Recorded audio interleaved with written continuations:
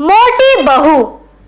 शादी के 2-3 सालों में ही सीमा का वजन काफी बढ़ गया था। वह पहले से दुगनी मोटी दिखने लगी थी। इस मोटापे की वजह से सीमा को कई लोगों के ताने सुनने पड़ते थे। पड़ोसी भी उसे मोटी भैंस कहने में हिचकिचाते नहीं थे।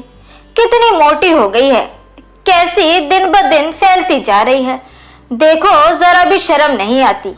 पति बेचारा सूखा जा रहा है, ये देखो खा खा कर कैसे मोटी हो रही है। कुछ इस तरीके की बातें अक्सर सीमा के कानों पर पड़ जाती थी। स्वभाव में हंसमुख सीमा इन बातों को इग्नोर भी कर देती, लेकिन उसे ज्यादा दुख तब होता जब उसकी खुद की सास और ननंद उसके मोटापे के लिए उसे दोषी ठहराते और भला बुरा कहते। अनिल शरीर से काफी दुबला पतला था। शादी के बाद भी उसके शरीर में रत्ती भर भी कोई फर्क नहीं आया था। हालांकि सीमा मोटी होती जा रही थी, उसमें उसका कोई भी दोष नहीं था, बल्कि सीमा तो अनिल से भी कम खाना खाती थी और दिन भर घर के सारे काम में लगी रहती थी। अपने मोटापे की वजह से चाहे किसी काम में कितनी भी दिक्कत हो, सीमा उस काम को कभी अधूरा नहीं छोड़ती थी। उसने घरेलू नुस्खे और कई तरीके के उपाय करने के लिए अपना मोटापा कम करने की कोशिश की थी, लेकिन शायद उसके शरीर के हार्मोन्स ही थे जो उसे मोटा बनाए रखे हुए थे। अनिल को उसके मोटापे से कोई हरकत नहीं थी। वह तो बेचारा अपने बिजनेस को संभालने में व्यस्त रहता था। उसकी माँ और बहन हमेशा इस वजह से सीमा को कुछ न कुछ सुनाते रहते और सीमा काफी रोया करती थी। सीमा जब भी मौका मिलता अपने पति से इस बारे में बात करती और कहती थी कि अपनी माँ और बहन को समझाओ कि मैं मोटी हूँ, लेकिन इसमें मेरा कोई दोष नहीं है। पूरी दुनिया मुझे कुछ भी कहे, मुझे कोई फर्क नहीं पड़ता, लेकिन जब मेरे अपने ही मुझे इतना बुरा भला कहे तो मुझे काफी दुख होता है। ऐसे ही दिन बीते चले गए। एक दिन सीमा की सास ताजी हवा लेने के लिए जब टेरेस पर गई हुई थी, तब वापस लौटते समय उनका पैर फिसला और सीढ़ियों से वह गिर पड़ी। भाग्य से वह बच भी गई, लेकिन उनके पैर में बड़ा फ्रैक्चर आया। उनको अब एक जगह से दूसरी जगह जाने में काफी ज्यादा दिक्कत होने लगी। बिना किसी के सहारे के वह ऐसा कर ही ना पा रही थी।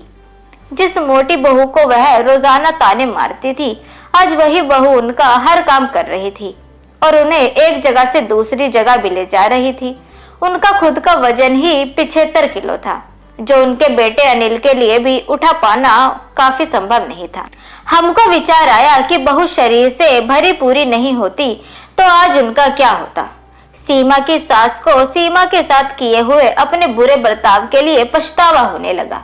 उन्होंने एक दिन मौका देखकर इस बात के लिए सीमा से हाथ जोड़कर माफी भी मांगी। सीमा ने कहा, अरे मालिक, आप माफी क्यों मांग रही हैं? आप मुझे समझने लगी, मेरे लिए तो इतना ही बहुत है। उस दिन के बाद सीमा के साथ कभी भी उसे उसके मोटापे की वजह से एक शब्द भी नहीं बोला गया, बल्कि उन लोगों से भी वह लड़ जाती जो सीमा को मोटी कहकर उसकी बुराई करते थे। सीमा की ननंद भी इस घटना के बाद उसे इस विषय पर कुछ भी ना कह सकी। खुश मिजाजी सीमा अब पहले की तरह सब कुछ भुलाकर खुश रहने लगी। तो दोस्तों, हमारे समाज में, हमारे आसपास आपको ऐसे कई लोग मिल जाएंगे जो दूसरों को उनके शरीर की बनावट के हिसाब से गलत नाम देते हैं या उन्हें नीचा समझते हैं। किसी की हाइट कम तो नाटा, किसी का रंग काला तो कालिया, कोई हेल्दी तो मोटा, किसी के बाल कम तो टकला। हमें ऐसी सोच को पूरी तरीके से खत्म करना होगा और ये समझना होगा कि बाहरी स्वरूप ज्यादा मायने नहीं रखता। मायने अगर रखता है तो भीतरी खूबसूरती, उस इंसान का स्वभाव और उसके विचार। तो दोस्तों, कैसी लगी आपको आज की कहानी, यह हमें कमेंट सेक्शन के थ्रू जरूर बताएं। वीडियो अगर आपको पसंद आई हो तो वीडियो को लाइक जरूर करें, साथ ही इसे अपने दोस्तों के बीच भी शेयर करें। चैनल को सब्सक्राइब करना ना भूलें। मिलते हैं आपसे अगली वीडियो में, तब तक के लिए गुड बाय।